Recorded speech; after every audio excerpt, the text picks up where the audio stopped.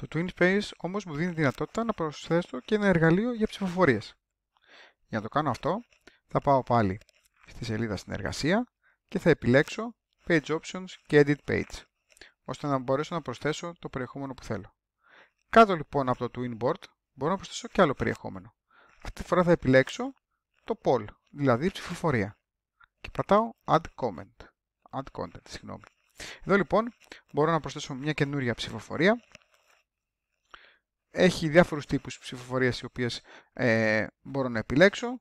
Θα διαλέξω το Single Question, δηλαδή μόνο μία ερώτηση. Θα γράψω, θα διατυπώσω την ερώτησή μου.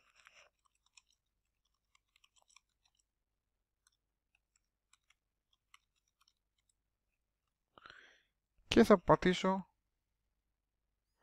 το Add Answer, δηλαδή θα δημιουργήσω μία από τις επιλογές που θα έχουν οι χρήστες του έργου.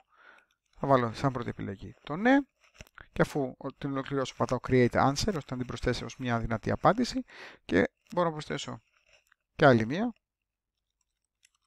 το όχι, και θα επιλέξω πάλι Create Answer. Και έτσι λοιπόν έχω δύο πιθανές απαντήσεις. Αφού λοιπόν είμαι ικανοποιημένος από τις επιλογές μου, πατάω Create Poll. Έτσι λοιπόν δημιουργήθηκε η ψηφοφορία, την οποία δεν μπορώ να δω αυτή τη στιγμή, αλλά θα τη δω μόλις πατήσω αποθήκευση αλλαγών. Στην αποθήκευση αλλαγών λοιπόν κατεβαίνω, περνάω το Twinboard που δημιούργησα πριν και βλέπω την ψηφοφορία την οποία έχω δημιουργήσει. Σου αρέσει να γραφίζεις? Εμένα μου αρέσει, επιλέγω το ναι και πατάω Submit Answer. Αυτό θα μπορούν να το κάνουν φυσικά όλοι οι συμμετέχοντες στο TwinSpace. Αφού λοιπόν καταχωρήσουν την ψήφο τους, θα δουν μετά ακριβώς τι έχουν ψηφίσει και όλοι οι υπόλοιποι χρήστες. Οπότε βλέπουν και ποσοστά, πόσον έχουν επιλέξει ναι και πόσον έχουν επιλέξει όχι. Φυσικά μπορώ να διαλέξω και μερικές από τους άλλους τύπους ερωτήσεων και να τους προσθέσω σε μία ψηφοφορία.